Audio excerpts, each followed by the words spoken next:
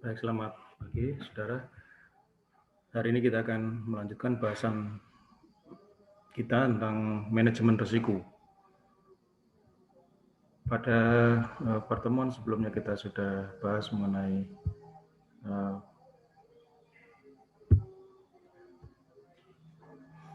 pentingnya keamanan sistem informasi, karena pada dasarnya ya, kalau misalkan semuanya berjalan dengan semua kondisi berjalan dengan normal, dengan baik, maka sumber daya bisa dialihkan untuk bisa digunakan untuk membangun, mengembangkan sistem.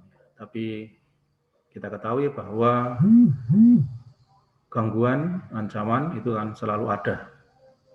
Sehingga ini yang menyebabkan di dalam sistem informasi harus ada ini disertai dengan manajemen pada keamanan sistem informasi itu. Nah, terkait dengan ancaman dan gangguan tadi, maka pasti akan memberikan dampak ya, jadi pada sistem informasi tadi, sehingga resiko akibat gangguan, ancaman ya seperti itu ya pasti ada. Nah, sehingga di sini perlu ada suatu manajemen risiko ya yang disematkan menjadi salah satu aspek pada keamanan sistem informasi. Kenapa demikian? Karena risiko itu tidak bisa dihindari, tetapi bagaimana dampak dari risiko tadi itu bisa diminimalkan ya, sehingga kerugian atau kehilangan akibat serangan, gangguan, ancaman itu terhadap informasi, terhadap sistem informasi ini tidak besar ya, jadi artinya bisa ditekan seminimal mungkin ya, sehingga dengan demikian perlu adanya suatu perencanaan ya, perencanaan yang menyertai konstruksi keamanan tadi, yakni perencanaan pada manajemen risiko.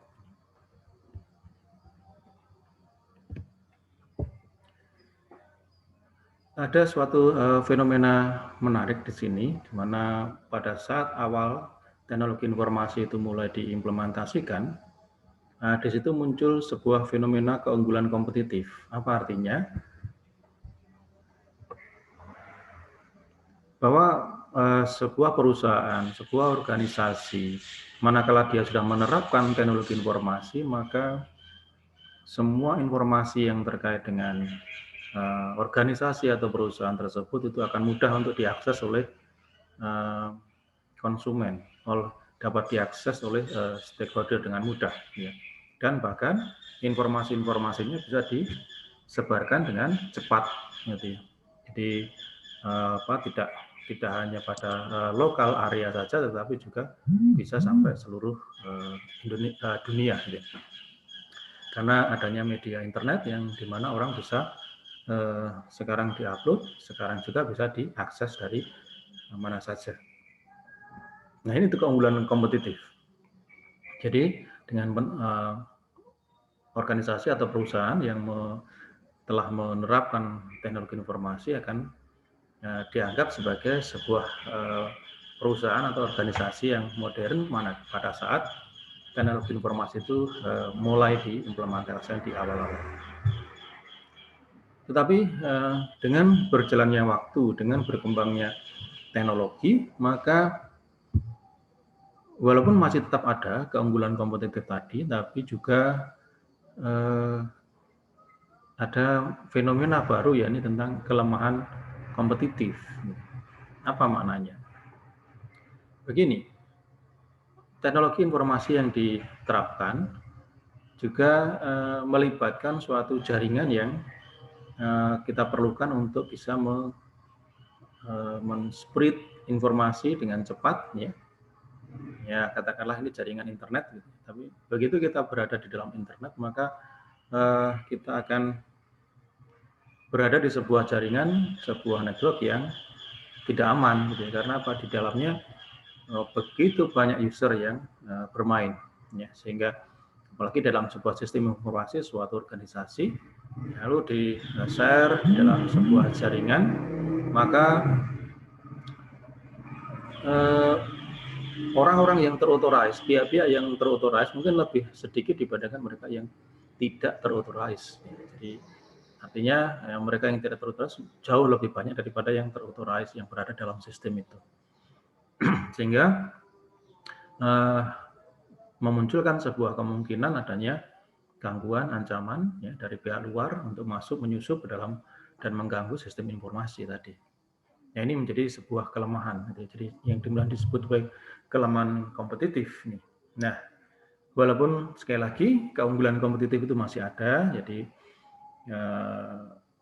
perusahaan atau organisasi yang telah menerapkan teknologi informasi itu akan bisa mencapai pasar, bisa mencapai audiens, bisa mencapai stakeholder lebih cepat dari mereka yang tidak menerapkan teknologi informasi. Tapi di samping keunggulan kompetitif tadi juga akan menimbulkan ada juga kelemahan yang perlu diwaspadai, yakni terkait dengan terkait dengan gangguan, ancaman ya, dan juga serangan-serangan yang mungkin akan muncul setiap saat pada suatu sistem informasi. Nah, terkait dengan kelemahan tadi, terkait dengan vulnerability tadi, maka tentu ada suatu resiko yang harus ditanggung. Jadi resiko yang tidak bisa dihindari. Ya, sehingga di sini perlunya bagaimana manajemen risiko itu bisa diintegrasikan di dalam sebuah sistem keamanan informasi, karena agar senilai tadi, nilai dari kerugian, nilai dari dampak yang akibat serangan itu bisa ditekan seminimal mungkin. Nah, manajemen risiko di sini didefinisikan sebagai sebuah proses identifikasi kerentanan dalam sebuah sistem informasi organisasi dan mengambil langkah-langkah yang diperlukan supaya memastikan agar aspek confidentiality, integrity, dan availability itu pada semua komponen itu masih tetap terjaga dengan baik. Nah, di dalam manajemen risiko, ya, kita memerlukan 3 langkah utama yang berjalan secara series, yakni pertama identifikasi risiko, kemudian asesmen risiko, lalu kontrol risiko. Nah, ini adalah komponen dari manajemen risiko, yakni berawal dari identifikasi pada risiko tadi yang terkait dengan identifikasi pada aset, ya, kemudian memprioritaskan aset, kemudian juga mengidentifikasi ancaman-ancaman apa saja yang tertuju pada setiap aset. Nah, kemudian setelah mengidentifikasi itu, lalu kemudian masuk pada tahapan risk assessment atau penilaian atau assessment pada risiko, ya. Yang di sini nanti akan ada penilaian terhadap kelemahan, ya, yang mengidentifikasi kelemahan yang mungkin muncul adanya dalam kaitannya aset dengan ancamannya. Ya, jadi mana kita bisa menanyakan mana aset yang paling nilainya lebih tinggi, ya. Kemudian aset yang memberikan dampak profit yang baik pada organisasi atau perusahaan, atau aset mana yang justru kalau misalkan itu menjadi open itu akan menjadi kerugian yang besar bagi organisasi atau perusahaan.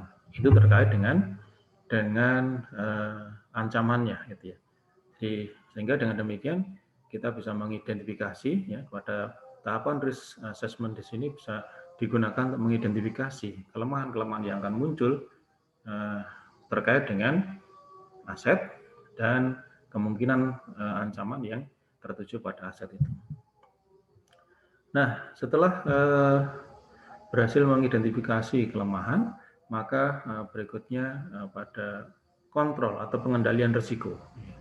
Pada tahapan pengendalian risiko ini pada beberapa strategi yang bisa kita pilih ini di sini terkait dengan hasil dari asesmen risiko tadi.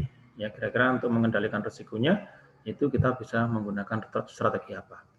Ya, jadi beberapa strategi yang nanti bisa dipilih terkait dengan kelemahan, ya, dan terkait dengan aset, ya, pada hubungannya dengan ancaman yang mungkin timbul terhadap aset tadi. Nah, di dalam Manajemen risiko ada tiga komunitas yang akan bertanggung jawab untuk, dan mereka harus saling bekerja sama, saling mendukung, gitu ya. Jadi pertama adalah komunitas keamanan informasi yang dalam hari ini mereka akan memahami adanya serangan dan ancaman pada sebuah sistem.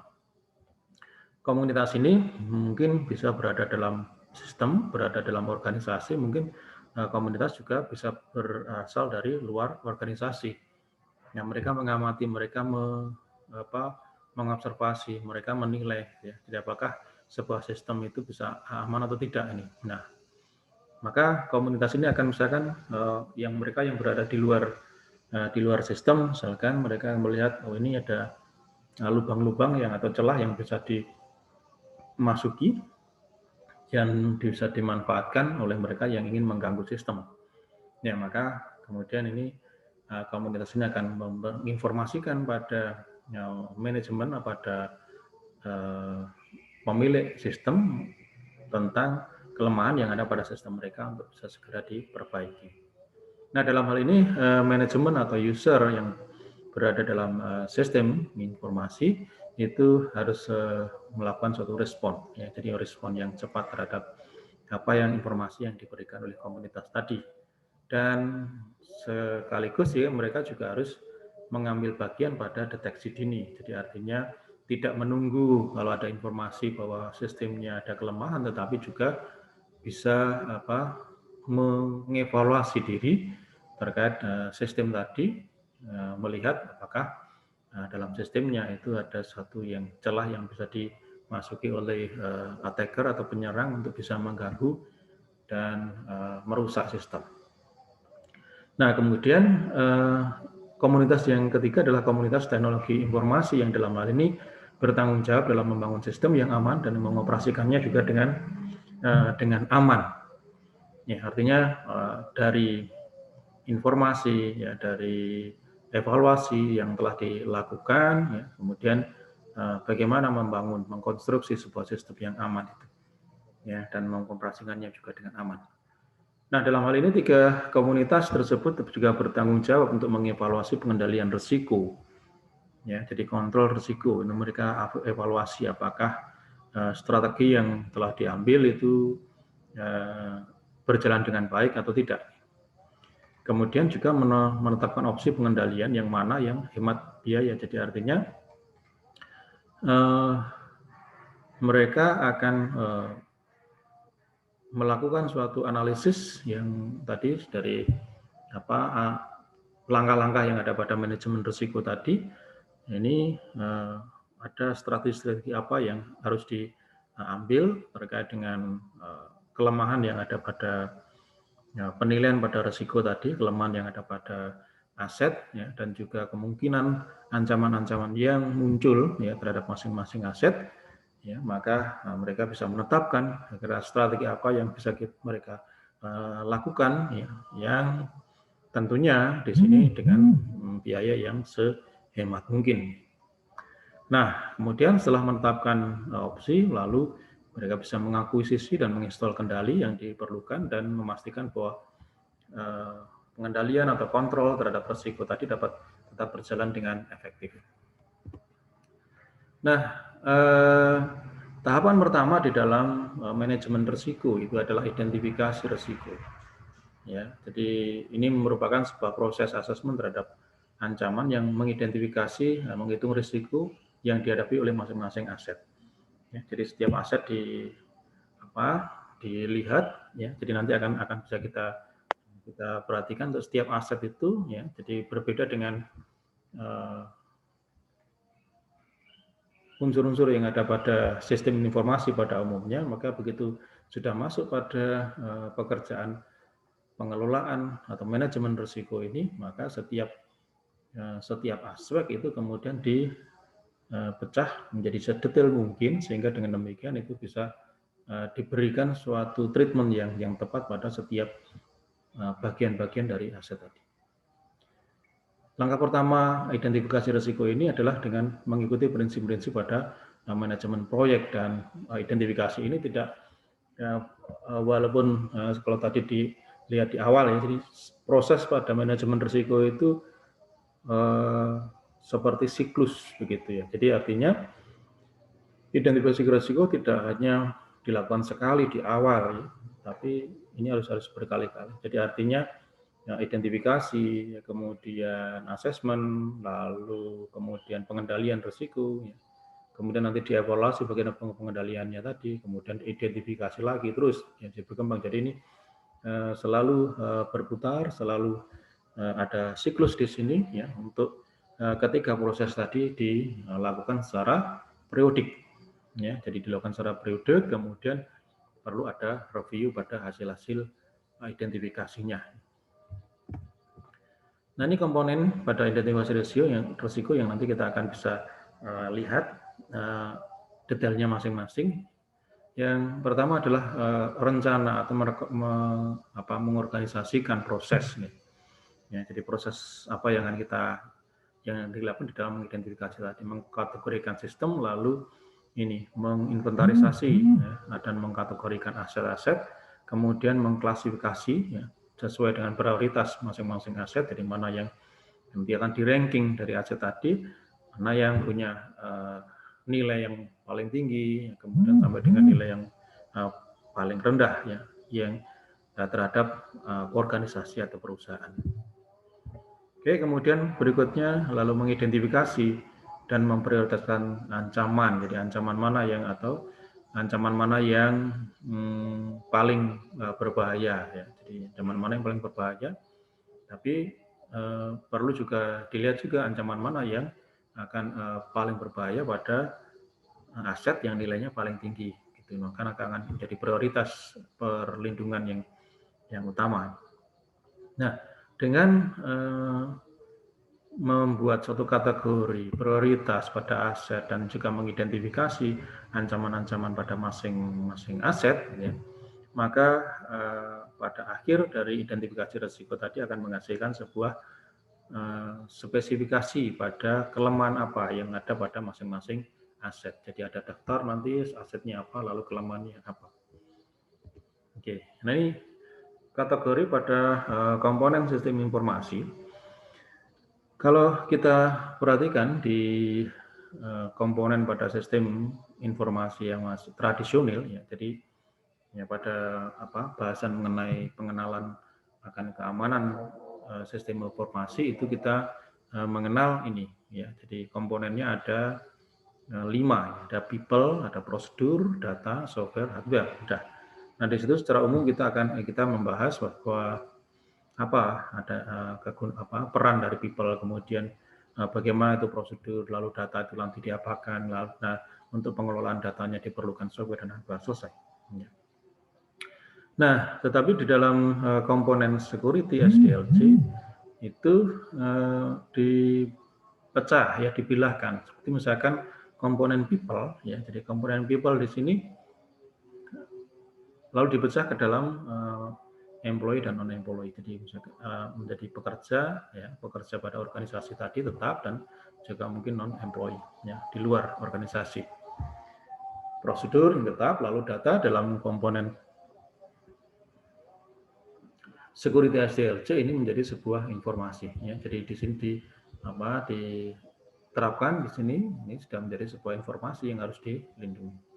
Software tetap, kemudian di hardware itu dibedakan mana yang merupakan sistem device dan mana yang merupakan sebuah komponen pada jaringan. Nah, tetapi di dalam sistem manajemen risiko, ya, komponen-komponen tadi lebih didetailkan lagi. Jadi misalkan klien employee, jadi pekerja, nanti ada pekerja yang terpercaya dan mungkin juga pekerja-pekerja yang lain. Nah, di sini bisa dikatakan ini pekerja-pekerja yang memiliki menjadi core-nya, jadi memiliki peran yang utama di sini, ya, misalkan pengambil keputusan dan juga staf-staf lain yang berada dalam lingkungan mereka, dan mungkin juga staf lain yang perannya ada, tetapi ya pekerja biasa gitu.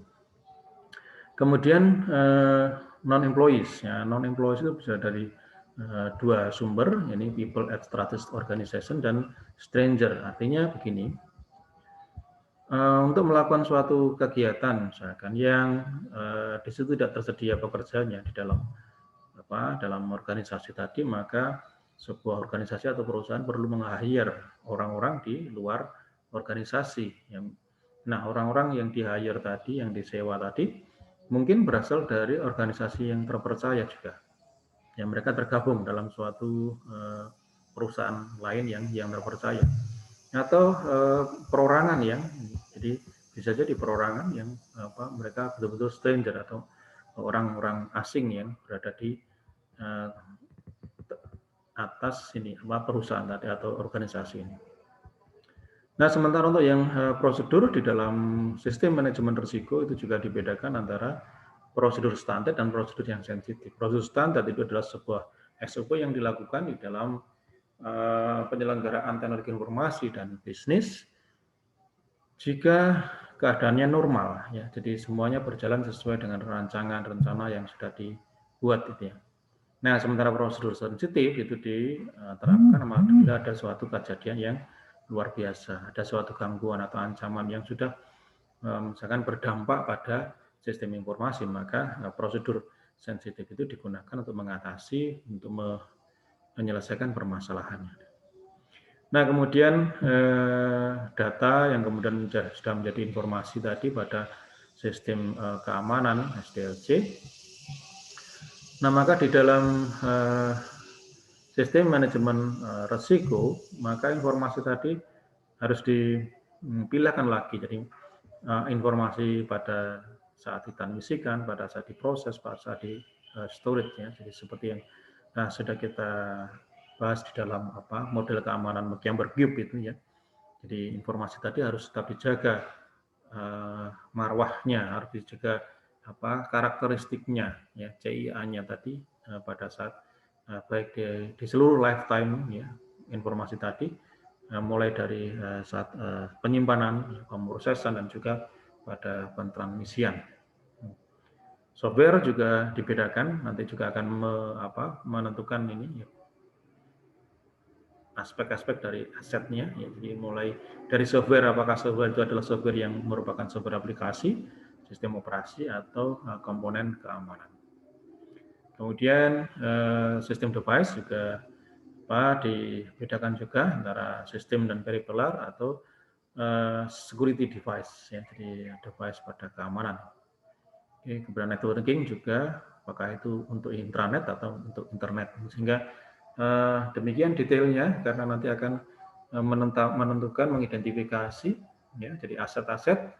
Nah, kemudian aset-aset yang tadi lalu di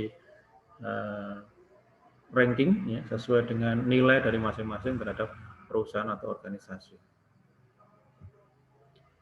Nah, sehingga misalkan orang, prosedur, dan data ini perlu ada suatu identifikasi yang detail, ya, untuk masing-masing. Misalkan kayak orang itu nama, posisi, level izin keamanannya, ya. Jadi dia kalau masuk dalam sistem itu hak aksesnya apa saja, ya. Kemudian keterampilan khusus ini terkait dengan apa yang bisa dia lakukan di dalam mengelola informasi yang ada pada sistem itu. Kemudian prosedur, ya, harus dirinci juga untuk deskripsinya apa, lalu tujuannya, ya, tujuan apa, kemudian pada elemen mana prosedur disematkan, ya. Jadi kemudian di mana lokasi penyimpanan untuk referensi dan bagaimana update-nya.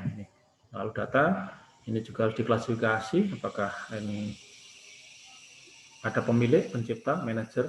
Jadi data-data tadi harus dibedakan pada tataran mana data itu berada, lalu ukuran, lalu struktur data yang digunakan, lalu data tadi bisa diakses secara online kah atau harus offline, ya. Ini kemudian juga lokasi, lalu prosedur untuk pembackupan pada data juga perlu dirinci, ya, secara detail. Nah, kemudian ada hardware, software, dan jaringan. Atribut-atribut yang dikenakan pada aspek-aspek ini adalah ditelusuri bergantung pada kebutuhan organisasi dan upaya untuk manajemen risikonya. Ya, jadi makanya begitu pada masuk dalam sistem manajemen risiko, hardware, software, jaringan itu dirinci kembali, dibedakan pada setiap aspeknya. Nah,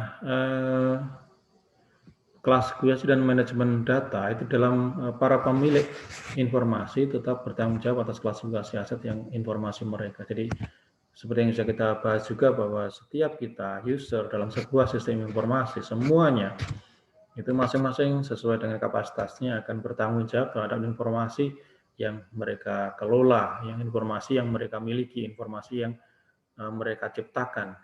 Nah, ini jadi sehingga dengan demikian harus dipastikan, mereka harus memastikan bahwa informasi yang mereka kelola, informasi yang mereka berikan, ya, mereka simpan dalam sistem itu adalah informasi yang valid, informasi yang akurat. Oke, nah klasifikasi informasi tadi harus direview secara periodik, ya. Jadi secara periodik, jadi artinya apakah informasi tadi sudah harus diupdate atau tetap bisa digunakan untuk proses kegiatan dalam organisasi tadi. Ini jadi klasifikasi dan prioritas terhadap aset informasi itu ya tadi harus informasi tadi harus diklasifikasikan ya tentang konfidensial, internal atau data publik. Jadi misalkan konfidensial itu ya berarti suatu informasi yang hanya orang-orang terotoris saja yang bisa mengakses, ya, yang boleh mengakses. Sementara kalau internal, ya itu berarti informasi yang terbuka untuk semua internal pada organisasi tadi, ya. Ini, ya. Sementara kalau data publik ya berarti sudah itu informasi itu bisa diakses baik oleh internal maupun eksternal dari suatu organisasi. Oke, nah kategori tadi harus dilakukan secara komprehensif dan eksklusif, ini ya. Jadi selain karena ya komprehensifnya itu secara eksklusif tadi itu terkait dengan supaya klasifikasi tadi dapat dispesifikasi secara untuk menentukan level prioritasnya itu secara tepat ini. Nah, beberapa pertanyaan yang bisa dilakukan di dalam penilaian aset informasi dalam hal identifikasi ya aset mana yang nanti akan bisa memiliki nilai yang lebih ya terhadap suatu perusahaan atau suatu organisasi. Maka ya silakan Imas, ada apa? Saya masih bingung maksudnya yang eksklusif tadi, Pak. Oke. Iya, belakang ya. Iya. Ya, jadi kategori harus komprehensif dan eksklusif. Jadi eksklusif ini begini. Eksklusif tadi kan ada pembeda yang jelas ya. Jadi ada pembeda yang jelas prioritasnya ya. Jadi seperti ini tadi ya. Jadi untuk klasifikasi konfidensial internal publik, data publik ini sebuah informasi ya, sebuah informasi kalau misalkan dia konfidensial ya harus konfidensial. Jadi artinya hanya mereka yang terauthorize, mereka yang punya kewenangan terhadap informasi tadi yang bisa mengakses. Itu jangan sampai kemudian suatu informasi itu berada dalam himpunan konfidensial juga sekaligus ke internal itu ya, hingga akhirnya menjadi rancu di sini ya. Jadi sehingga dengan demikian kategori tadi harus komprehensif ya. Jadi harus identifikasi itu harus menyeluruh. Makanya tadi kan aspek-aspek komponen di dalam sistem informasi itu kalau di dalam manajemen keamanan sistem informasi itu kemudian didetailkan ya. Jadi harus diidentifikasi secara menyeluruh ya, komprehensif. Nah, kemudian eksklusif. Jadi ya kalau di dalam matematika kita mengenal himpunan ya. Jadi himpunan itu harus eksklusif. Jadi artinya himpunan tadi tidak hanya membicarakan masalah kumpulan objek, tetapi juga harus eksklusif. Artinya kita bisa membedakan antara mana yang anggota dan mana yang bukan anggota dalam himpunan tadi. Sehingga dengan demikian pada klasifikasi informasi, aset informasi tentang yang konfidensial, yang internal, yang data publik, nah itu juga harus eksklusif. Dan jadi artinya tidak ada suatu informasi yang berada di dua kelompok yang berbeda. Ya, jadi harus kalau dia konfidensial ya harus masuk di konfidensial ini. Ya, artinya berarti di sini tidak semua kalangan internal itu bisa mengakses informasi tadi. Jadi artinya ini hanya informasi yang hanya mereka yang terotorisasi saja yang boleh mendapatkannya, seperti itu. Baik itu orang yang dalam organisasi maupun ada yang di luar organisasi, tapi yang mereka yang terotoris ini. Nah, sementara informasi internal, asalkan seorang user itu masuk menjadi dalam sistem, kemudian diidentifikasi menjadi anggota organisasi, maka dia akan bisa mengakses semua informasi yang internal. Nah, kemudian ada juga informasi yang juga akan menjadi data publik, jadi terbuka baik bagi internal maupun di luar. Jadi eksklusif tadi, jadi harus jadi suatu informasi, suatu aset informasi itu harus jelas dia berada di mana, di konfidensial, di internal, di kelompok data. Jadi tidak berada di dua tempat yang berbeda. Ini kan akhirnya nanti kan akan menilainya itu akan menjadi repot. Bisa jadi kalau misalkan kalau kita menilai kelompok, maka kelompok aset informasi yang konfidensial itu memiliki bobot yang paling tinggi. Kemudian yang kedua, kelompok informasi yang ada di internal. Nah, kemudian yang ketiga, ini sehingga nanti perlindungan keamanannya itu yang konfidensial itu akan mendapatkan prioritas pengamanan yang paling besar, jadi paling tinggi pengamanannya. Kemudian diikuti oleh kelompok-kelompok yang ada pada internal data publik. Jadi artinya ini, jadi harus ada pembeda, ya. Jadi harus ada pembeda, ya. Jadi aset informasi tadi berada pada kelompok yang mana, itu harus jelas. Begitu. Mungkin bisa menjawab atau mungkin ada sesuatu yang perlu ditambahkan. Ya Pak, sudah paham. Terima kasih Pak. Oke. Oke, berikutnya ini. Jadi ini adalah penilaian aset informasi. Jadi tadi begitu informasi tadi sudah diklasifikasikan, sudah dikategorikan. Kemudian lalu ada pertanyaan untuk membuat suatu penilaian pemeriksaan pada mereka, diidentifikasi nanti. Ya ini aset informasi mana yang paling penting untuk mencapai sukses organisasi. Sehingga karena tujuan organisasi tadi untuk mencapai ada tujuan kesuksesan pencapaian tujuan tadi yang menjadi prioritas, misalkan seperti itu, maka ini akan diberikan pembobotan yang paling tinggi. Kemudian aset mana yang akan menghasilkan keuntungan yang terbesar, kemudian aset mana yang paling mahal untuk digantikan. Jadi artinya kalau sampai aset itu rusak atau hilang, maka akan membutuhkan biaya besar untuk pengadaannya kembali. Nah ini, kemudian aset mana yang akan mengakibatkan kerugian terbesar jika diungkap. Nah, ini. Sehingga kalau misalkan itu diungkap, ya, maka akan membuat suatu kerugian yang biasanya adalah rahasia perusahaan atau rahasia organisasi, gitu ya, yang tidak boleh ya, kalau misalkan dalam dalam suatu produk ya, jadi perusahaan mau menghasilkan suatu produk, biasanya apalagi dalam kuliner misalkan yang mudah aja resep. Nah, resep informasi mengenai resep. Kalau ini bisa dibuka, orang lain bisa meniru, bisa membuat yang sama, sehingga akhirnya mengakibatkan ini ya. Jadi akhirnya apa yang dikerjakan itu ada saingannya yang mungkin bisa mengakibatkan kerugian bagi mereka karena berkurangnya pelanggan, berkurangnya konsumen, ya, kemudian akhirnya menjadi penyebab kerugian pada suatu organisasi perusahaan tadi. Ini contohnya. Jadi ini yang aset tadi dalam rangka mengidentifikasi aset. Ya, setelah tadi klasifikasi, ya diklasifikasikan secara eksklusif, secara komprehensif. Nah, kemudian dinilai yang mana yang kelompok aset informasi yang untuk penting untuk mencapai sukses, menghasilkan keuntungan terbesar, yang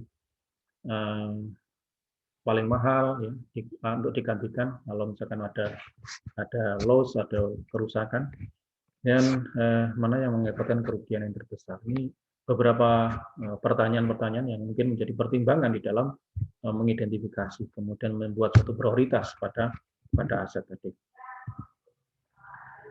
Nah, akhirnya prioritas aset informasi itu dibuat berdasarkan pembobotan, ya. Jadi dari pertanyaan-pertanyaan tadi ya, dikategorikan lalu diberi bobotnya.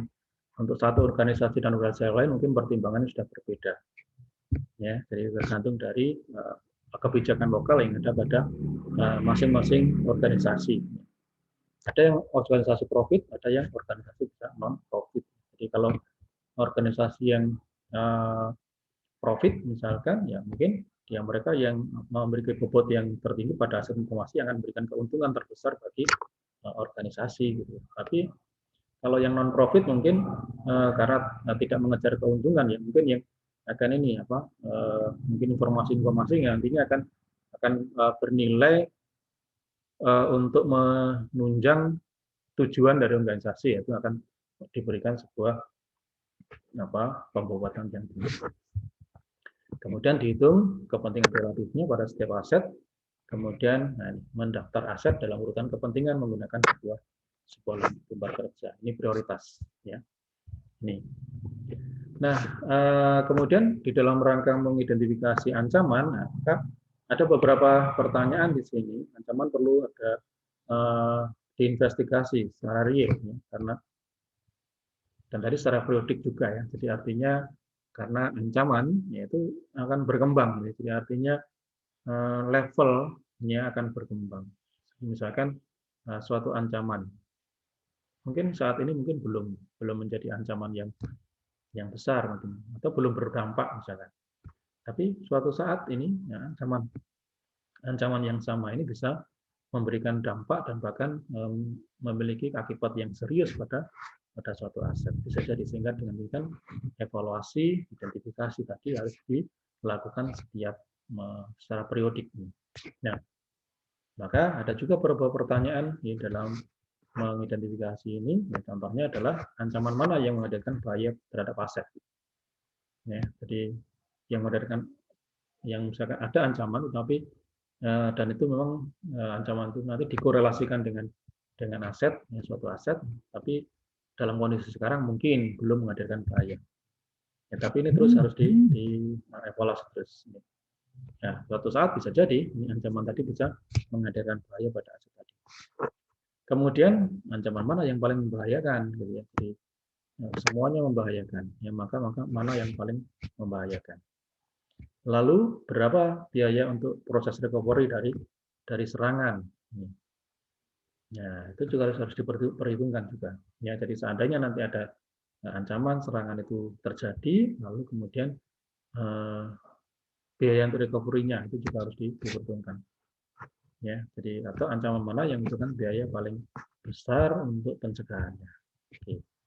Gitu. Jadi ini beberapa pertanyaan yang digunakan nanti untuk memprioritaskan ini ancaman mana yang harus diantisipasi, ya, lebih tinggi dibandingkan dengan yang lainnya. Nah, sehingga dengan adanya ada aset, ya, ada aset sudah diklasifikasikan, sudah dikategorikan, kemudian sudah di ranking, ya, sesuai dengan skala prioritas mereka. Lalu kemudian masing-masing aset untuk setiap masing-masing aset tadi kemudian diidentifikasi apa ancamannya ini yang mungkin akan timbul, lalu mulai dari yang mungkin paling membahayakan atau paling harus, ya, jadi krusial, harus segera ditangani secepatnya, ini maka akan diberikan pembobotan begitu. Nah, maka dengan pengkoneksian tadi, maka akan bisa dilakukan identifikasi terhadap kelemahan. Di bagian akhir dari identifikasi risiko, identifikasi kelemahan. Sehingga nanti akan bisa di akhir proses identifikasi risiko tadi, itu akan didapatkan daftar, ya, daftar aset dan juga kelemahan, kerentanannya. Jadi daftar dari aset dan kerentanan itu hasil akhir dari proses identifikasi risiko. Nah, setelah hasil daftar dari aset dan juga kelemahannya itu bisa didapatkan, maka kemudian masuk pada langkah berikutnya di manajemen risiko, yang asesmen risiko. Di dalam asesmen risiko ini nanti akan dihitung ya, risiko relatifnya. Jadi menetapkan rate-nya ya, dari skor risiko.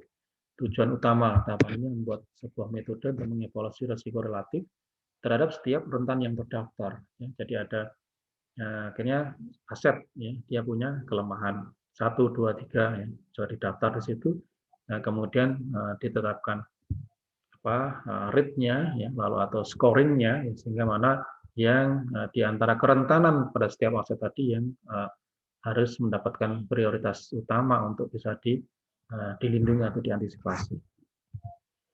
Nah, ini beberapa penilaian likelihood atau kemungkinan probabilitas dari suatu kerentanan itu. Jadi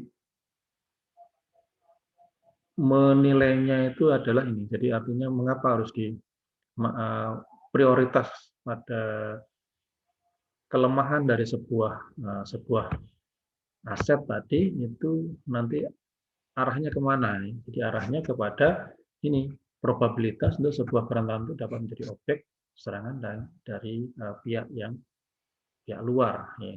Jadi seperti itu. Jadi seberapa kemungkinan aset dengan kelemahan X itu diserang atau jadi objek serangan bagi pihak luar. Ya. Jadi seperti itu. Sehingga kalau semakin tinggi kemungkinan kerentanan tadi bisa dimanfaatkan, maka ya itu harus mendapat suatu antisipasi atau prioritas perlindungan yang lebih besar. Ini atau mungkin juga skalanya itu jadi mulai dari 0,1 sampai 1,0 atau 1 sampai dengan 100. Ya, kalau misalkan 0 ya berarti probabilitasnya 0 gitu ya. Artinya mungkin kerentanan itu misalkan ya ini rentan, ini lemahnya di sini. Tapi kalau misalkan nanti ketemu scoringnya 0 ya, maka berarti tidak ada kemungkinan untuk saat ini ya, misalnya, tidak ada kemungkinan untuk misalkan kerentanan tadi bisa dimanfaatkan oleh untuk melakukan serangan-serangan dari pihak luar. Nah, ini penentuan risiko. Oke, nah, saya pikir mengenai detail dari teknis rumusan perhitungan dan sebagainya ini akan lebih detail dibicarakan dalam mata kuliah manajemen risiko. Namanya sekarang ada mata kuliah baru manajemen risiko, itu yang itu dalam 1 semester, nggak salah 2 SKS atau berapa itu. Ya, ini hal semacam ini akan dibahas lebih detail, makanya bukannya bagaimana mengevaluasinya, bagaimana mengidentifikasi, bagaimana meranking, bagaimana menentukan skala prioritas, itu akan dibahas lebih detail di dalam mata kuliah itu. Oke, nah sehingga di dalam mengidentifikasi, tadi ada juga kemungkinan resiko residual. Itu artinya apa? Itu adalah resiko yang masih melekat pada aset sekalipun kontrol itu sudah diaplikasikan. Ya, jadi ada kemungkinan. Jadi misalkan ya kalau setelah mendapatkan suatu serangan, sudah mendapatkan suatu bencana, ada sesuatu nilai atau resiko ya kalau dalam tanda kutip cacat tetap gitu ya. Jadi walaupun sudah diobati, sudah ada penanganannya, tapi masih tidak bisa hilang seperti itu. Nah, sehingga di sini untuk kontrol pada risiko itu ada 3 kategori umum ya dari kontrol, kebijakan, program, teknologi. Jadi artinya ini. Jadi artinya untuk kemungkinan kontrol, kemungkinan pengendalian terhadap suatu risiko, nah maka diperlukan adanya kebijakan. Ada suatu tata aturan yang harus dituangkan dalam sebuah program yang kemudian semua itu SOP-nya itu diimplementasikan dengan menggunakan teknologi yang ada. Nah, hasil dari asesmen dari proses tahapan yang kedua dari asesmen risiko tadi itu dituangkan ya. Jadi ada worksheet risiko kerentanan yang di ranking. Jadi detail dari worksheet yang hasil asesmen tadi terkait dengan aset. Ya, identifikasi terhadap aset. Lalu dampak aset. Artinya dampak aset itu mana aset yang nanti akan memberikan keuntungan yang besar kalau itu digunakan, atau mungkin kalau itu dibuka akan memberikan kerugian yang paling besar. Itu dampak dari aset. Kemudian kerentanan, ya. Jadi karena masing-masing aset itu kelemahannya apa saja. Itu kemudian likelihood kerentanan, artinya likelihood kerentanan itu begini. Jadi artinya memang ada suatu kerentanan, tapi seberapa besar kemungkinan kerentanan tadi dapat dimanfaatkan oleh orang lain untuk melakukan suatu serangan. Itu likelihood kerentanan. Dan faktor rating risiko. Ya, nanti sesuai dengan dengan perhitungan, dengan rumus-rumus yang diberikan, kemudian pembobotan yang didapatkan, nanti ada faktor rating risiko ini, sehingga nanti akan memberikan ranking, ya. Jadi risiko tadi akan di ranking, yang merupakan dokumen kerja untuk langkah berikutnya pada proses manajemen risiko, yakni akses dan kontrol pada risiko. Setelah proses tahapan asesmen pada risiko, ya, di asesmen tadi banyak hitung-hitungannya, jadi banyak perhitungannya, pembobotan, kemudian sampai nanti menghasilkan hasil akhirnya itu adalah perankingan tadi. Jadi ada data mengenai aset, kemudian dampaknya bagaimana, lalu kelemahannya apa, bagaimana, likelihood kelemahan juga apa saja, kemudian rate risikonya berapa. Nah, maka setelah selesai dengan tahapan pada asesmen risiko, maka berikutnya adalah pada kontrol atau pengendalian risiko. Nah, di dalam pengendalian risiko, di sini ada beberapa strategi yang bisa dipilih. Ya, jadi untuk mengendalikan risiko tadi, untuk kontrol risiko tadi, itu ada beberapa ini, ya. Jadi ada strategi. Jadi sekali worksheet risiko kerentanan terranking lengkap, ya tadi dari hasil asesmen tadi, maka organisasi itu sudah harus memilih 1 dari 5 strategi untuk mengontrol setiap risiko. Ya, jadi ya, dari hasil asesmen risiko tadi, ya, sudah keluar, sudah selesai, maka kemudian organisasi harus segera memilih strategi mana yang harus ditempuh untuk mengantisipasi risiko, ya, setiap risiko yang ada. Nah, di sini ada 5 strategi yang bisa dipilih, ya, untuk mengontrol, untuk mengendalikan risiko. Itu adalah defend, ya, transfer, mitigasi, accept, dan terminate. Masing-masing akan kita bahas di sini. Defend, defend, kalau kita defend itu bertahan, ya. Jadi artinya itu adalah sebuah pencegahan, proses pencegahan. Jadi artinya akan dilihat nantinya. Jadi misalkan ada suatu aset, kemudian ada aset, lalu memang di situ sudah diidentifikasi kerentanan apa, kelemahannya apa. Nah, pada saat ini kira-kira kelemahan tadi likelihood-nya untuk bisa diserang ada nggak gitu ya, atau masih kecil. Ya, maka kemudian ini ada defend, ada suatu usaha pencegahan agar kelemahan yang ada pada aset tadi tidak bisa diserang oleh orang luar. Begitu. Ya, jadi ini merupakan suatu pendekatan yang lebih disukai karena mencegah, gitu ya. Jadi mencegah sebelum adanya serangan itu ada, gitu ya. Ini tidak kuratif, ya. Jadi tapi ini preventif. Jadi tidak, kalau kuratif kan pokoknya sudah kena serangan, sudah kena disaster, lalu nah ini proses yang sulit kan proses recovery-nya itu nanti.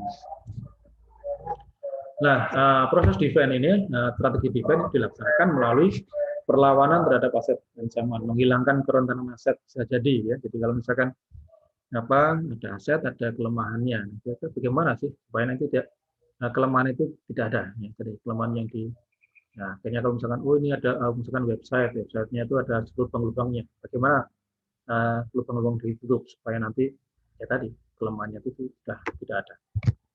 Ya, tentunya di sini kemudian dengan melakukan pembatasan akses terhadap aset, ya, tadi tidak bisa diakses secara bebas, misalkan seperti itu, dan kemudian juga dengan melakukan penambahan perlindungan. Nah, tiga metode umum yang dapat digunakan untuk menghindarkan risiko di dalam strategi defense ini adalah penerapan kebijakan, pelatihan, dan penerapan teknologi. Anda ingat masih dalam model keamanan yang berkibit ya. Jadi CIA tadi harus terjaga di seluruh level informasi, baik pada transferring, pada saat processing, dan juga pada saat storage ya, storaging ya, jadi pada penyimpanan. Nah, maka untuk bisa melakukan itu semuanya, mewujudkan itu, maka perlu ada suatu policy pendidikan dan atau education dan teknologi. Jadi ini juga akan sama dengan itu. Ya, ini bahwa di dalam proses defense di sini perlu ada sebuah kebijakan tadi. Misalkan ada pembatasan akses tadi kan juga merupakan sebuah kebijakan di sini. Ya, ini walaupun mungkin ini ya, nantinya akan bisa diakses oleh semua, misalkan diumumkan oleh semua. Tapi kalau misalkan suatu informasi tadi belum waktunya, ya tentunya akan di-keep ya. Jadi artinya tidak boleh pada saat itu langsung, walaupun nanti informasi itu berlaku secara umum, maka tidak serta merta segera bisa diumumkan ya, dipublish. Jadi ada penerapan kebijakan, ya, ada policy ya, yang harus diambil. Nah, terkait dengan policy dan kebijakan tata aturan yang tadi, maka perlu ada pelatihan dan pendidikan ya, terhadap ya semua pihak yang terlibat di dalam sistem informasi tadi. Ya, jadi misalkan ada suatu kebijakan baru, ada suatu policy baru, maka harus segera disosialisasikan kepada semua pihak, semua pekerja atau semua pengguna jasa informasi yang berkaitan dengan aspek informasi tadi. Ya, jadi yang bersesuaian dengan aset informasi tadi. Ini harus ada pelatihan pendidikan, dan untuk melakukan perlindungan, pencegahan, defense itu harus dilakukan dengan menggunakan teknologi. Ya, karena kalau hanya aturan saja tidak cukup. Misalkan Anda diberi, misalkan, kamu nggak boleh mengakses informasi ini ya. Nah, tidak cukup hanya itu, tidak cukup hanya aturan seperti itu lalu pemberitahuan, kamu tidak boleh mengakses informasi ini. Ya, tapi harus juga ada teknologinya. Jadi artinya harus betul yang bersangkutan ini tidak bisa mengakses itu. Ini. Jadi secara teknologi itu harus diimplementasikan, dibatasi sungguh. Ini tidak hanya bisa ada kebijakan, ya, ada kebijakan, ada policy, ada aturan, kemudian aturan tadi diberitahukan, diinformasikan. Ya, ini. Tapi harus tetap diimplementasikan dengan menggunakan teknologi. Artinya memastikan bahwa kebijakan, policy, aturan tadi yang sudah disosialisasikan itu diterapkan secara pasti, diterapkan secara ketat di dalam rangka perlindungan pada sebuah aset informasi.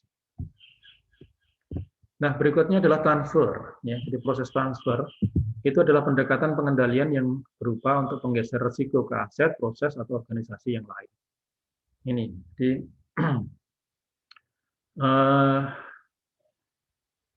suatu resiko ya, suatu resiko. Kalau di kita mungkin tidak begitu eksplisit ini contohnya. Jadi seperti misalkan ini suatu kebijakan terkait dengan mahasiswa misalkan ya, terkait dengan UKT atau terkait dengan masa studi, aturan studi atau prasyarat dan sebagainya, seperti misalkan ini. Nah, misalkan itu diawali dengan tingkat prodi misalkan. Ya, ada suatu permasalahan dihadapi oleh seorang mahasiswa, lalu mahasiswa pasti akan yang pertama yang dituju adalah dosen walinya. Kalau dosen wali belum bisa mengatasi, lalu diarahkan ke tingkat yang lebih tinggi di kaprodinya. Kalau kaprodinya masih belum bisa mengatasi, ditingkatkan lagi, dialihkan ke fakultas, misalkan seperti itu. Nah, fakultas nggak bisa mengatasi, ya terakhir ke universitas. Ya, seperti itu. Ya, jadi pengendalian seperti itu. Nah, contoh lain yang lebih mungkin lebih dekat dengan proses transfer, karena di sini dinyatakan menggeser risiko, ya, di proses menggeser risiko pada aset yang lain. Biasanya suatu perusahaan besar, ya, pasti mereka punya anak-anak perusahaan, punya sub bidang usaha yang lain. Ya, jadi misalkan kayak apa, ada Pertamina itu mungkin anak-anak perusahaannya mungkin bergerak di berbagai macam bidang, ya. Mungkin ada yang di pendidikan, atau mungkin ada di bidang yang di luar masalah BBM, ya, urusan utamanya BBM, tapi mereka juga punya urusan atau anak perusahaan yang mengurusi aspek-aspek yang lain, gitu ya, seperti itu. Nah, pergeseran risiko, ya, misalkan ada suatu suatu serangan atau mungkin suatu ancaman yang muncul, misalkan yang ini mengancam pada sebuah bidang usaha, misalkan seperti itu. Nah, kalau misalkan ancaman itu menuju pada suatu bidang usaha yang dirasa itu adalah, oh ini paling inti, ini paling besar nanti yang akan menghasilkan keuntungan yang paling besar itu, misalkan kalau misalkan ini diserang, nah ini akan mengakibat kerugian yang sangat besar pada perusahaan seperti itu. Nah, maka ya, mungkin sumber daya yang ada pada aset pada bidang usaha lain yang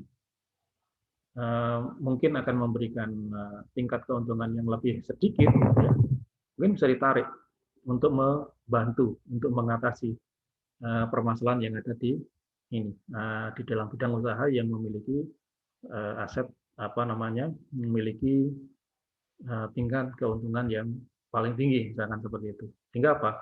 Akhirnya risiko dari ancaman tadi dialihkan ke bidang usaha yang lebih sedikit tadi, lebih kecil tadi. Itu. Akhirnya karena di sini sumber dayanya diambil, dikerahkan untuk membantu yang ada di sini, seperti itu. Ya, supaya nanti oke, nggak apa-apa di sini yang kecil tadi merugi misalkan, tapi di sini tetap akan jadi kerugian yang ditanggung oleh bidang usaha yang sedikit lebih kecil tadi, ini mungkin lebih kecil dibandingkan keuntungan yang diraih dari bidang usaha yang dilindungi tadi. Ya, bisa jadi seperti itu. Jadi itu proses transfer. Jadi pengalian risiko itu, ya. Jadi pengalian risiko, nah ini juga harus dikaitkan juga. Jadi mungkin juga dengan meng-hire perusahaan atau organisasi lain, ya. Meng-hire organisasi lain. Jadi artinya misalkan oke lah ini tidak bisa mengatasi permasalahan yang di sini, maka di perusahaan atau organisasi akan meng-hire atau menyewa, ya, perusahaan lain yang lebih mumpuni seperti itu mengatasi permasalahan. Sehingga apa? Ini akhirnya resikonya tadi dialihkan pada perusahaan yang menangani tadi. Begitu. Ini proses suatu transfer. Memang tidak secara eksplisit bisa terlihat itu. Nah, berikutnya yang eksplisit terlihat di dalam proses strategi dalam mengontrol atau mengendalikan risiko, ini adalah mitigasi. Itu yang akan jelas sekali. Dan banyak sekali contohnya. Jadi artinya upaya untuk mengurangi dampak dari eksploitasi kerentanan melalui perencanaan dan persiapan. Artinya apa? Di sini pendekatannya melalui tiga tipe perencanaan, yakni incident response plan, aksi yang dikerjakan sementara insiden berlangsung, lalu disaster recovery plan, prosedur mitigasi yang paling umum, business continue plan meliputi kelanjutan. Misalkan aja contohnya kebakaran, ancaman yang diantisipasi, misalkan kebakaran. Oke, ada gedung, ya, ada secara fisik. Kemudian di situ juga mungkin ada server, ya, ada server yang semua informasi perusahaan organisasi ada di situ. Maka identifikasi ancaman, misalkan ancaman yang diidentifikasi adalah kebakaran. Nah, maka harus ada tiga rencana di sini pada mitigasi yang harus sudah di planning, harus dikerjakan sejak awal gitu ya. Jadi misalkan kalau nanti terjadi kebakaran apa yang harus dilakukan. Ya, maka kalau misalkan Anda melihat misalkan kalau di gedung-gedung besar ya, di suatu sudut-sudut ruangan, misalkan ada ini Pak, fire extinguisher itu ya, jadi merah, tabung yang merah itu yang ditempelkan di dinding, misalkan biasanya dimasuk dalam kotak kaca. Nah, itu adalah satu bagian ini ya, jadi bagian dari IRP ini, Incident Response Plan. Jadi artinya apa?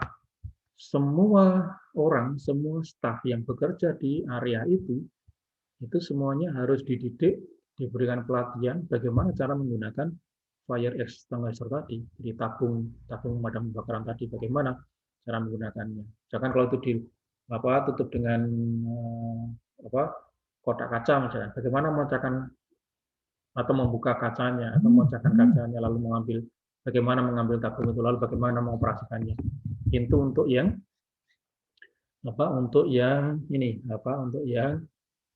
misalkan kebakaran masih skala kecil misalkan, ya, jadi masih awal bibit itu sudah ketahuan, sudah langsung. Nah, bagaimana orang bisa menggunakan tabung pemadam tadi untuk mengatasi tadi, ya, bagaimana nyemprotnya, bagaimana itu harus sesuai dengan SOP dan semua orang harus ada di situ. Ya, jadi pengalaman waktu saya studi itu kan saya mendapatkan satu ruangan itu 2 orang gitu ya, di area. Nah, tentunya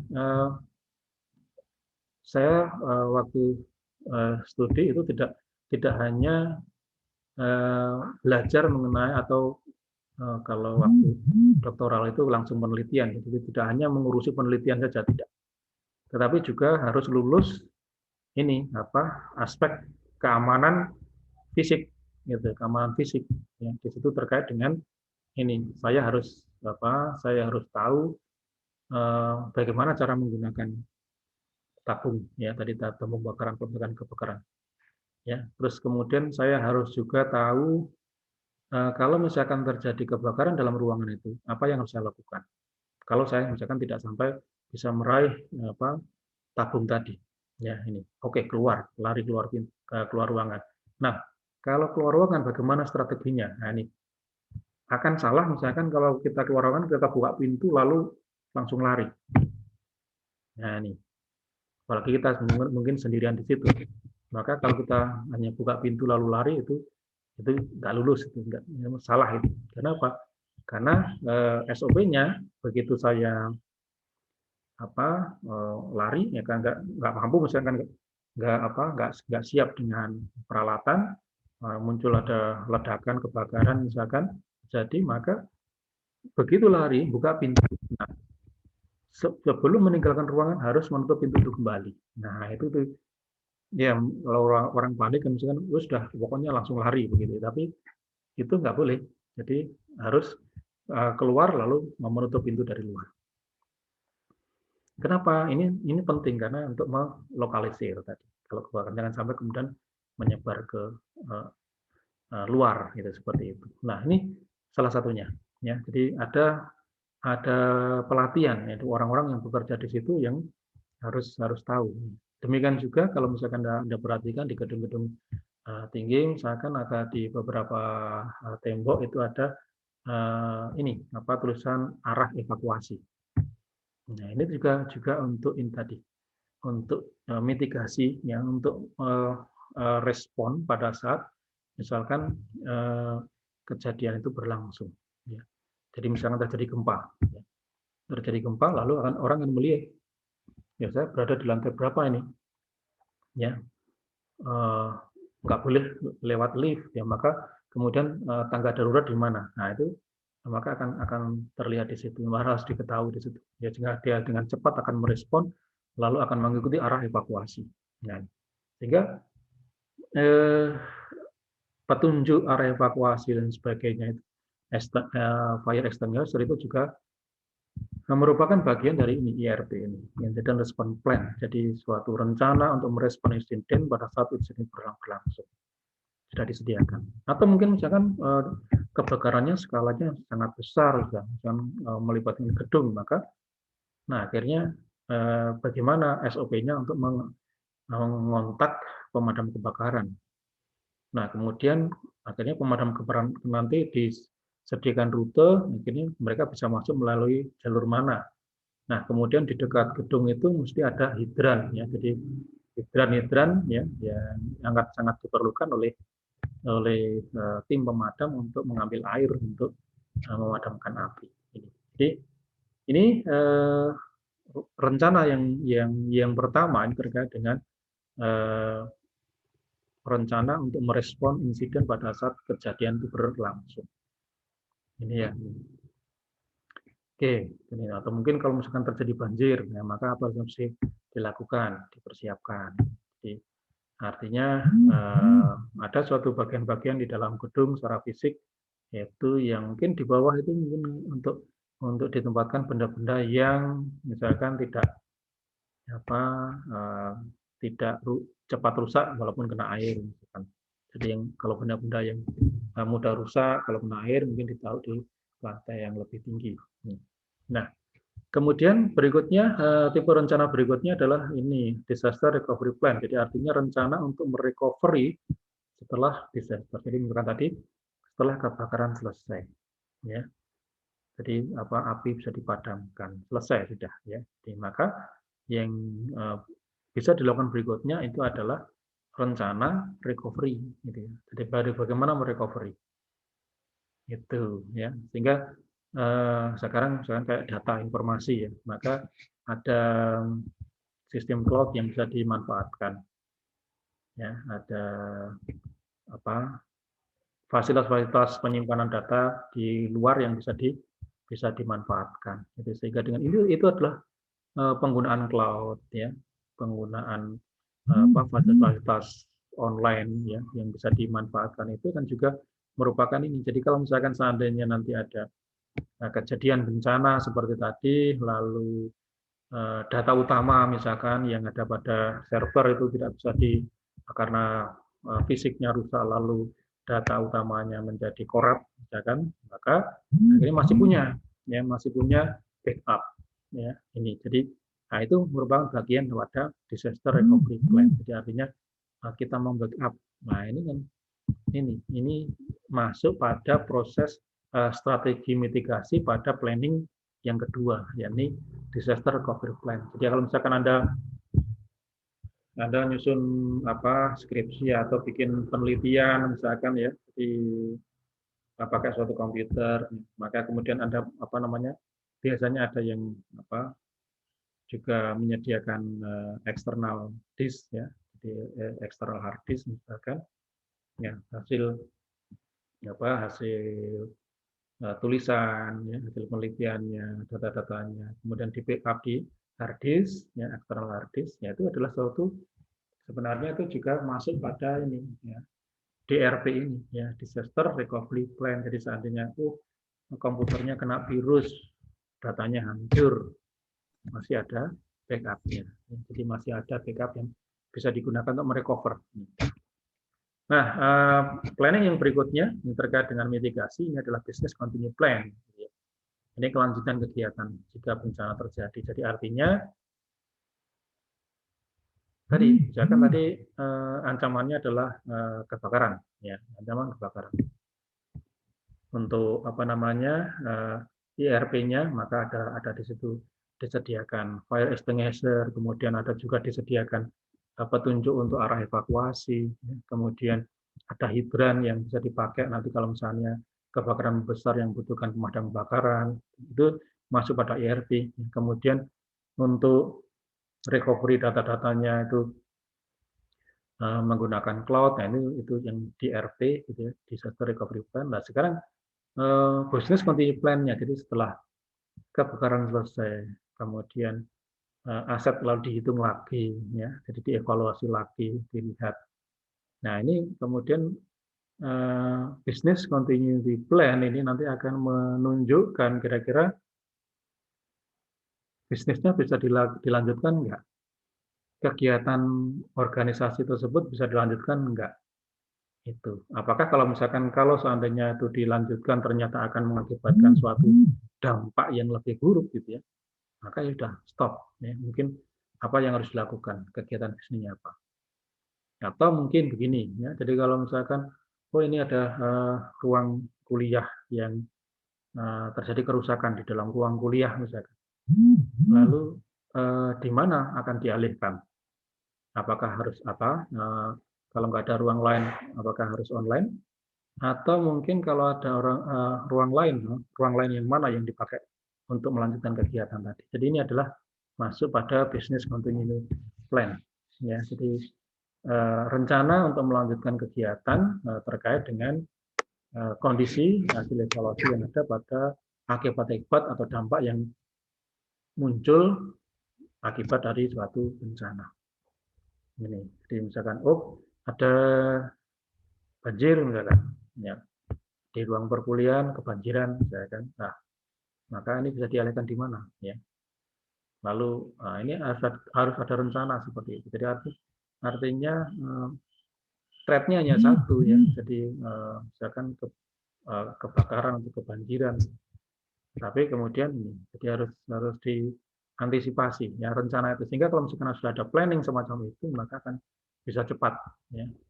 Recovery-nya juga bisa cepat, kemudian untuk melanjutkan kembali kegiatan itu bisa juga cepat diatasi. Ini itu mitigasi, dan itu yang umum, yang sering kita lihat, ya. Jadi proses strategi mitigasi ini untuk mengantisipasi adanya kalau misalkan ada bencana atau serangan yang muncul ini.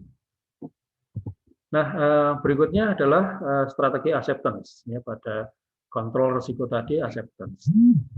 Apa yang dimaksud dengan acceptance? Itu acceptance itu ya jelas ini menerima saja, pasrah, menerima apa adanya, tidak melakukan apa-apa.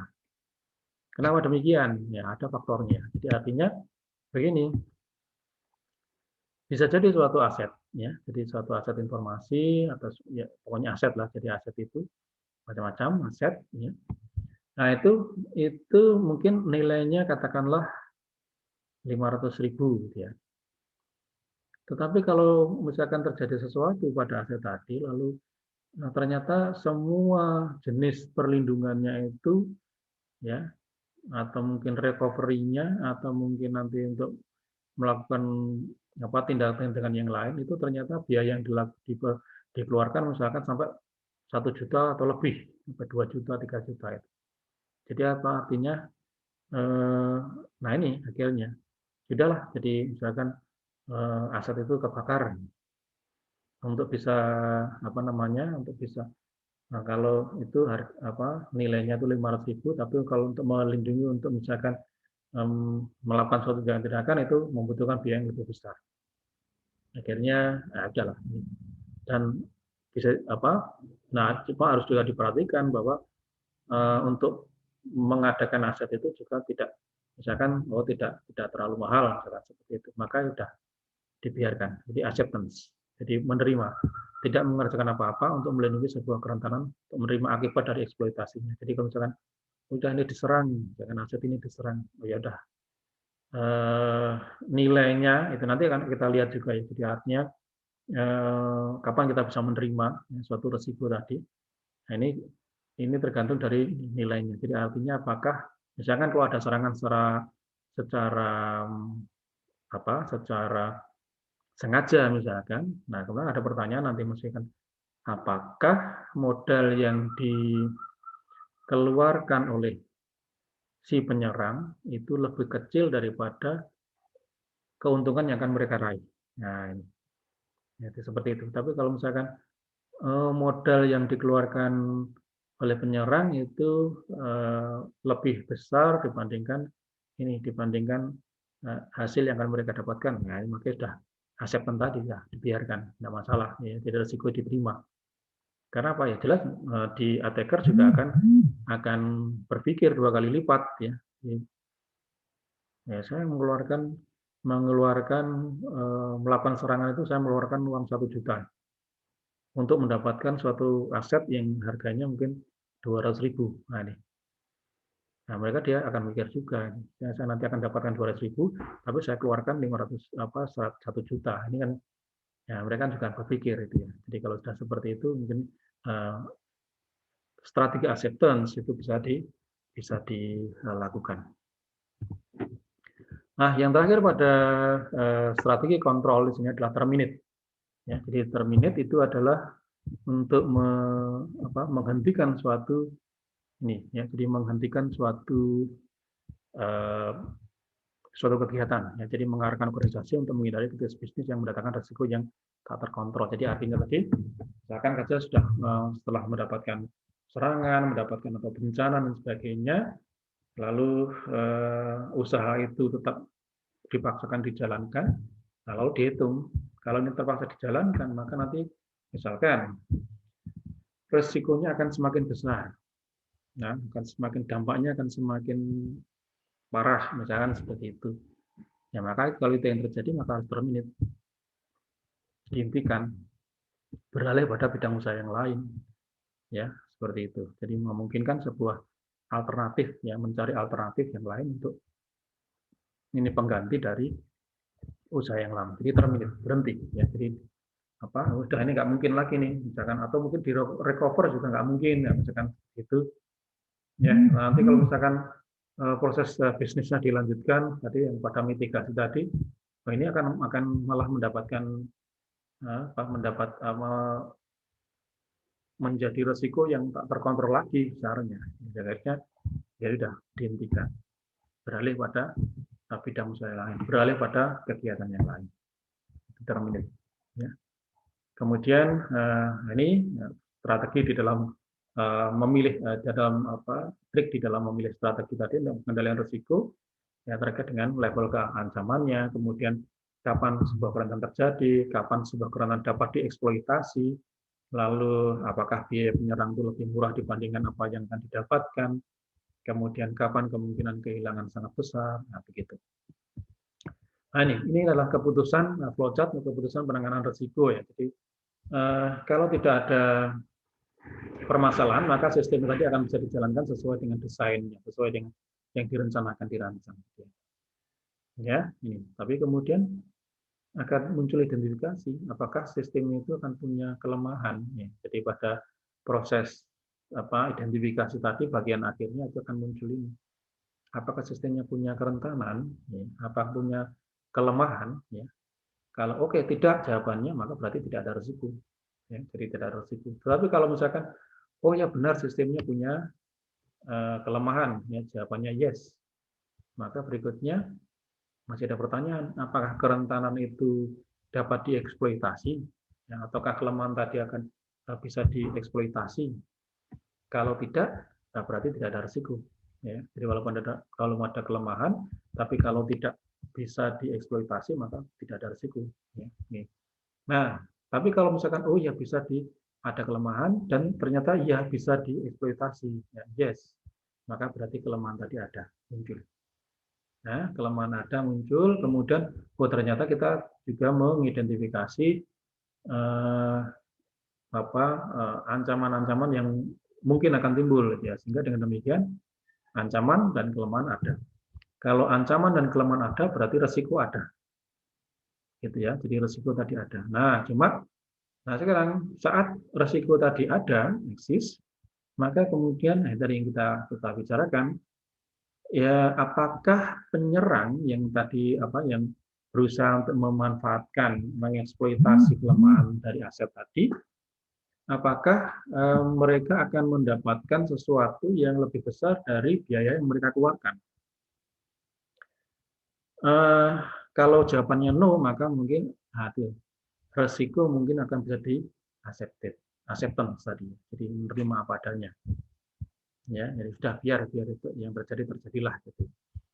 Jadi kalau misalkan jawabannya tidak, ya, jadi kalau penyerangnya tidak akan mendapatkan keuntungan yang lebih besar daripada biaya yang mereka keluarkan, maka resiko itu mungkin bisa diterima. Tapi kalau ternyata enggak, si attacker atau penyerang itu akan mendapatkan hasil yang lebih besar dibandingkan biaya yang mereka keluarkan. Ini yes. Nah, ini. Tapi juga masih ada pertanyaannya. Otomatis, kalau misalkan bolehlah si penyerang itu akan mendapatkan hasil yang lebih tinggi daripada biaya yang mereka keluarkan. Gitu.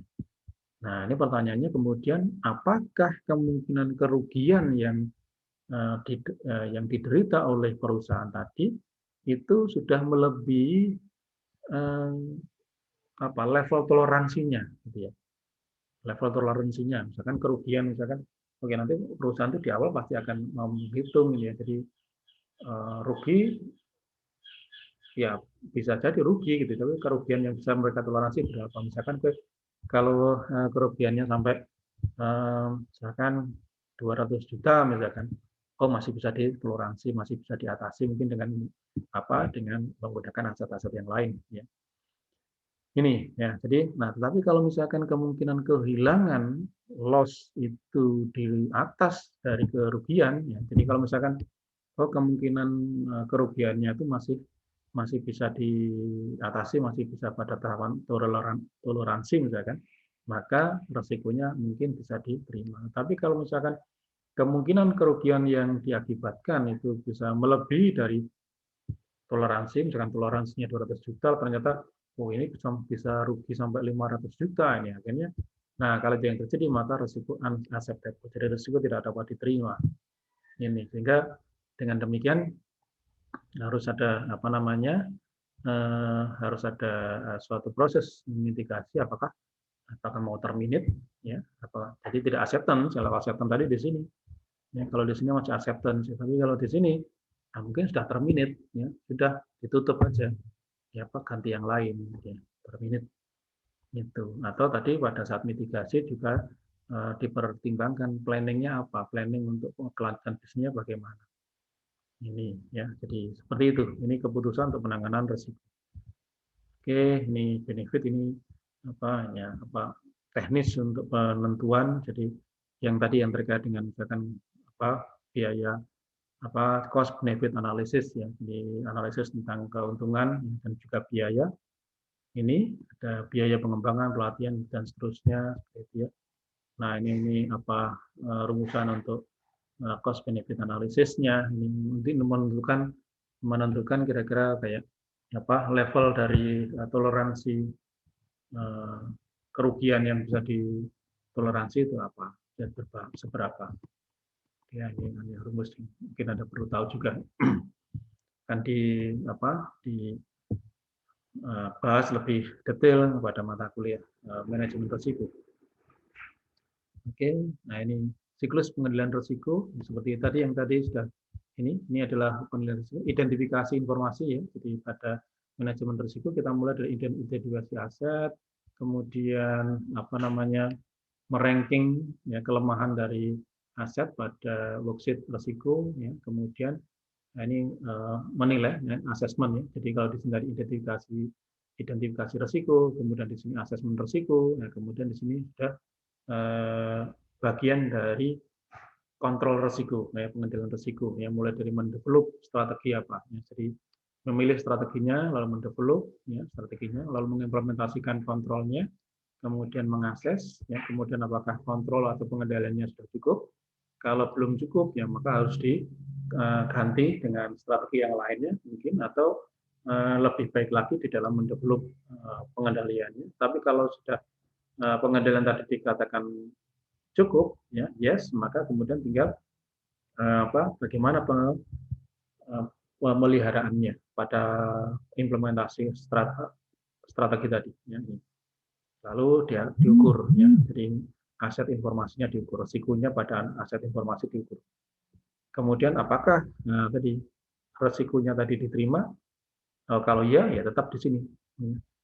Itu. Jadi, tapi kalau misalkan ditanya apakah risikonya diterima, terus jawabannya tidak, ya maka harus kembali lagi ke sini, ke mendevelop, memilih strategi yang lain, kemudian mendevelop strategi itu. Ya, ini siklus pada pengendalian risiko, ya. Jadi pada kontrol risiko ini seperti tadi, ya. Jadi mulai dari identifikasi tadi, hasil identifikasi, kemudian diakses, nah, setelah diakses lalu mulai dari pengendalian. Jadi ini adalah yang di sini pengendalian risiko ini siklusnya sampai di sini. Tuh. Oke, organisasi harus menentukan level risiko yang bisa dikendalikan. Nah, ini setiap perusahaan, setiap organisasi tentunya mereka punya level-level tertentu untuk bisa mentoleransi suatu resiko, mentoleransi sebuah kerugian. Oke, dokumentasi hasilnya, saya kira baik.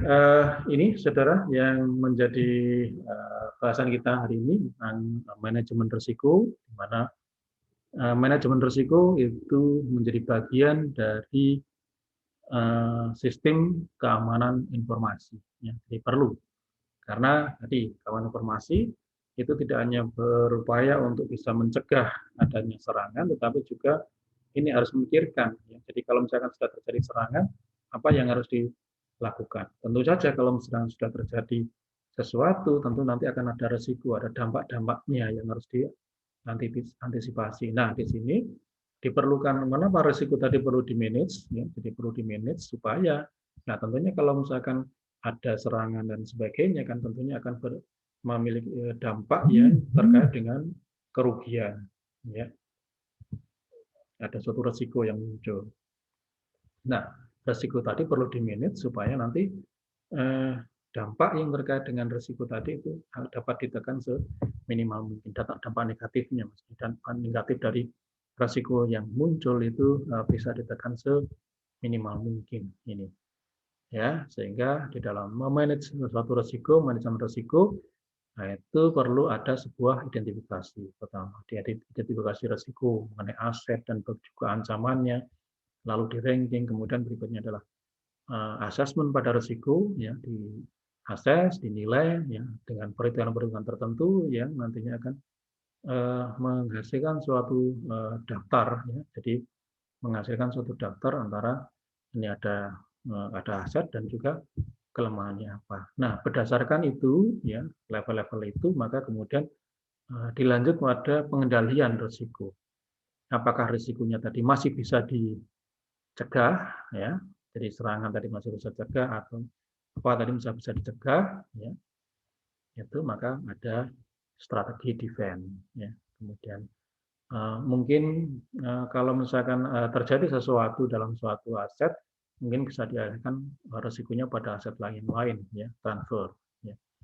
Atau kalau misalkan bencana atau serangan itu sudah datang, ya, maka ada mitigasi yang meliputi adalah tindakan pada saat serangan atau bencana itu terjadi, atau kemudian recovery, ya, pada saat semuanya sudah bisa diselesaikan, lalu sekarang bagaimana merecovery aset.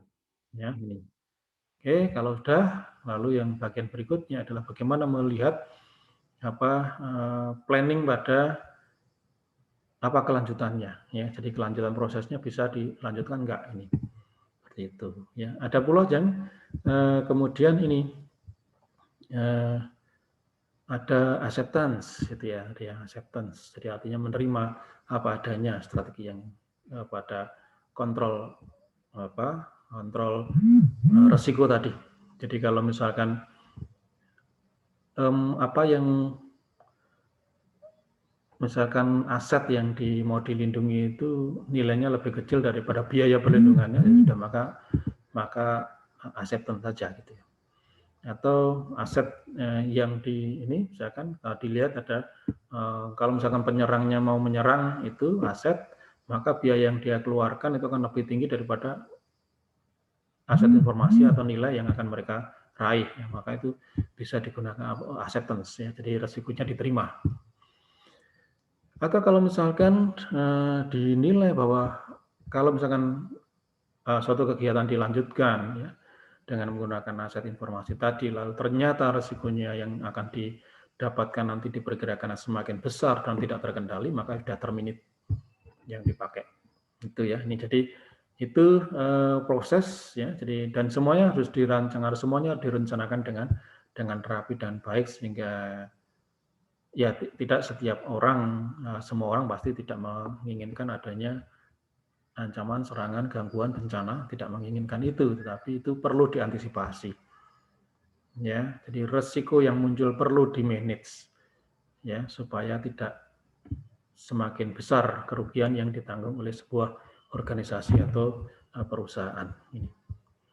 Baik, itu yang menjadi topik pembicaraan kita pada hari ini, yaitu tentang manajemen risiko. Dan saya kira dengan topik manajemen risiko ini menjadi bahan nanti kan seperti yang sudah kita katakan dari awal, ya nanti di tengah semester yang kedua ini ada tugas bagi Anda untuk wawancara. Ini wawancara pada perusahaan, entitas atau organisasi atau ya udah lembaga atau instansi di sekitar Anda yang bisa Anda temukan untuk Anda bisa mengambil informasi dari mereka tentang bagaimana mereka bisa memanage ya keamanan informasi mereka, ya. Jadi kemudian ini kalau misalkan ada risiko, bagaimana mereka bisa strategi apa yang mereka telah rencanakan untuk mengelola risiko dengan sebaik-baiknya. Itu apa yang sudah mereka lakukan, seperti itu. Jadi silakan nanti gali informasi yang banyak ya apalagi dalam tentang manajemen risiko ini banyak sekali bahan yang bisa ditanyakan sebagai bahan wawancara untuk ini. Dan saya sudah buatkan Dropbox untuk Anda bisa mengumpulkan laporan hasil wawancara tadi, ya. Itu saya lupa tanggal 6 Mei kayaknya ya, di tanggal 6 Mei. Jadi sebelum Lebaran ya, sebelum Lebaran itu Anda harus sudah mengumpulkan itu semua. Jadi nanti Dropbox itu akan kita buka di minggu pertama di bulan April ya. Minggu pertama bulan April kita buka, tanggal 6 April itu Dropbox mulai kita buka. Jadi sehingga sudah Anda bisa mulai tanggal itu Anda sudah bisa mulai mengumpulkan. Ya, kalau sudah punya hasil dari wawancara sudah bisa Anda kumpulkan di situ, ya sendiri-sendiri. Ya, kemudian ini akhir dari pengumpulan tadi deadline-nya adalah pada tanggal 6 Mei. Ya, jadi di situ sudah ada keterangannya. Di MMP sudah saya buatkan, sudah ada keterangannya kapan bisa dimulai pengumpulan tugasnya, kemudian kapan terakhir Anda bisa mengumpulkan tugas untuk laporan wawancara tadi. Ya, sudah bisa diakses di MMP. Ada pertanyaan sampai di sini? Silakan, monggo. Bisa terkait dengan tugas, bisa terkait dengan materi kita hari ini yang terkait manajemen risiko. Oke, nggak ada. Baik, kalau tidak ada maka kita sudah lebih 4 menit ini ternyata. Terima kasih atas perhatiannya dan kita akhiri pertemuan kita hari ini. Terima kasih dan selamat pagi. Pagi. Terima kasih, Pak. Terima kasih, Pak. Terima kasih. Terima kasih, Pak.